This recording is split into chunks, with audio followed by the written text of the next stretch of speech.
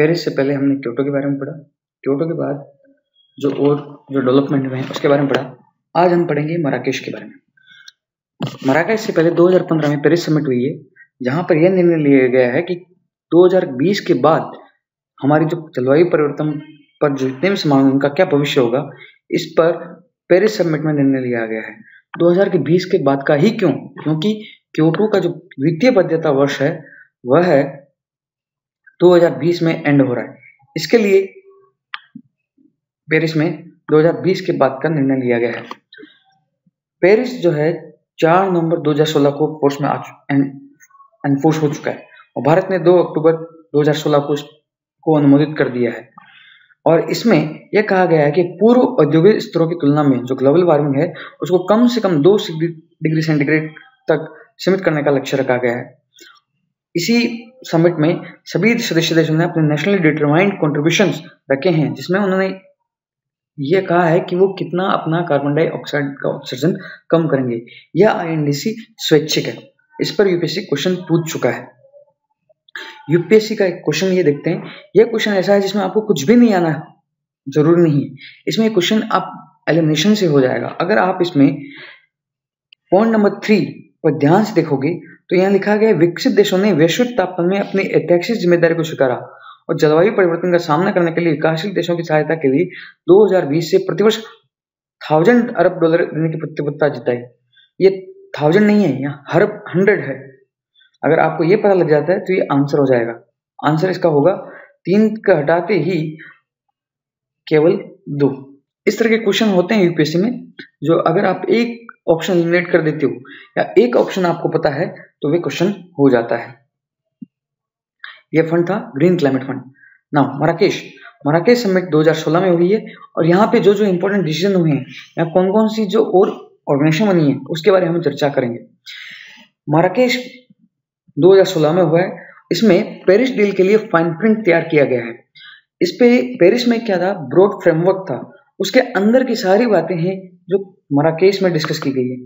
इस मराकेश में यह कहा गया है कि सभी सदस्य देश 2018 तक पेरिस की रूल बुक प्रिपेयर कर लेंगे, क्योंकि 2020 से पेरिस को लागू होना है। इसी में जो हम पहले भी पढ़ चुके हैं, वार्सा इंटरनेशनल मैकेनिज्म जो लॉस ऑन डैमेज के लिए है, उसके लिए 5 वर्षीय कार्यनीति रखी गई है। इसके अलावा इस समिट में एक और फोरम बना है, Marrakesh partnership for global climate action. आपको पता है कि क्योटो का द्वितीय बाध्यता वर्ष 2020 तक है। पेरिस 2020 के बाद लागू होना है, परंतु द्वितीय बाध्यता वर्ष जो है क्योटो का अभी तक लागू नहीं हुआ है, क्योंकि रिक्वायर्ड नंबर ऑफ कंट्रीज ने इस पर इसको अनुमोदित नहीं किया है।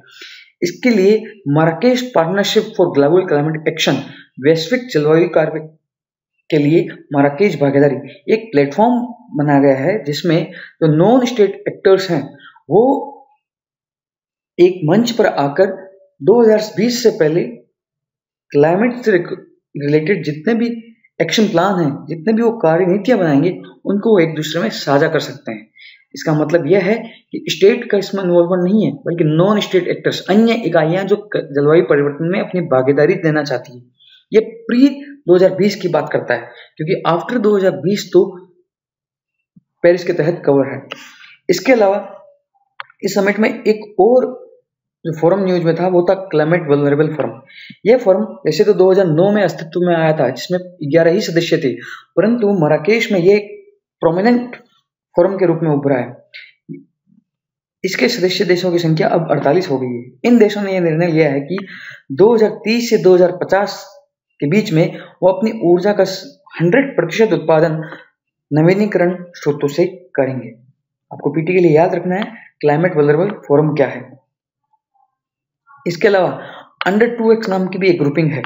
यह ग्रुपिंग सब नेशनल जुरिडिक्शन, सिटीज, म्यूनिसिपैलिटीज और अन्य जो बॉडीज हैं उनकी एक ग्रुपिंग है, जिन्होंने यह निर्णय लिया है कि वो अपना पर कैपिटा कार्बन उत्सर्जन 1 टन तक सीमित करेंगे।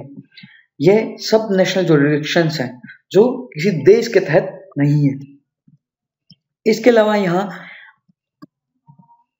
Adaptation of African agriculture agreement भी साइन किया गया है। यह ट्रिपल ए पे जो पहल है वो अफ्रीका में क्लाइमेट प्रूफ एग्रीकल्चर को फैसिलिटेट करने के लिए है। इसमें sustainable soil management, water management और रिस्क मिटिगेशन स्ट्रेटेजीज पर ध्यान दिया जाएगा। इसमें 27 जो अफ्रीकन देश हैं वो इसमें भागीदारी हैं। इसको फूड एंड एग्रीकल्चर ऑर्गेनाइजेशन द्वारा सपोर्ट किया जा रहा है। इसके अलावा यहाँ पर एक जो और ऑर्गेनाइजेशन न्यूज में थी वो थी 250 पाथवे प्लेटफॉर्म। यह देशों, शहरों और कॉरपोरेट इकाइयों का एक समूह है जिसमें ये ध्यान दिया गया है कि वो दीर्घकालिक प्लान बनाएंगे जलवायु परिवर्तन से लड़ने के लिए।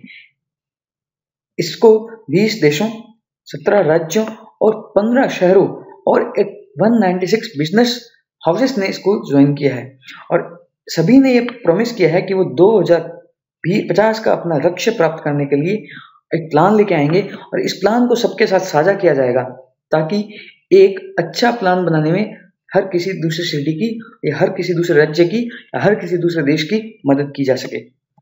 इसके अलावा जो और न्यूज में था वो था ऑर्फन इश्यूज। ऑर्फन वो इश्यूज वो हैं जो पेरिस में निर्देशित किए गए थे, रेफर किए गए थे, परंतु उस पर कोई निर्णय नहीं हुआ, वो दस्तावेज में साइन नहीं हुए। जैसे कि आईएनडीसी आपने पढ़ा है, आईएनडीसी सभी सदस्य देशों के लिए अलग अलग है। यह आईएनडीसी बाध्यकारी भी नहीं है। इसके लिए चर्चा हुई थी कि एक आईएनडीसी पर हम निर्णय लेके आए। आईएनडीसी कब तक हम इम्प्लीमेंट करेंगे, कब तक देश लागू कर चुके होंगे, इसके लिए हम टाइम पीरियड लेके आए। ये डिस्कस तो हुआ, ये रेफर भी हुआ, परंतु ये फाइनल दस्तावेज जो है पेरिस का उसमें उसको जगह नहीं मिली। इसके अलावा एक मिशन इनोवेशन साइन किया गया। इस मिशन इनोवेशन के तहत क्लीन एनर्जी पे फोकस किया जाएगा। ऐसी सारी तकनीक को डेवलप करने पे जोर दिया जाएगा जो स्वच्छ तकनीक है।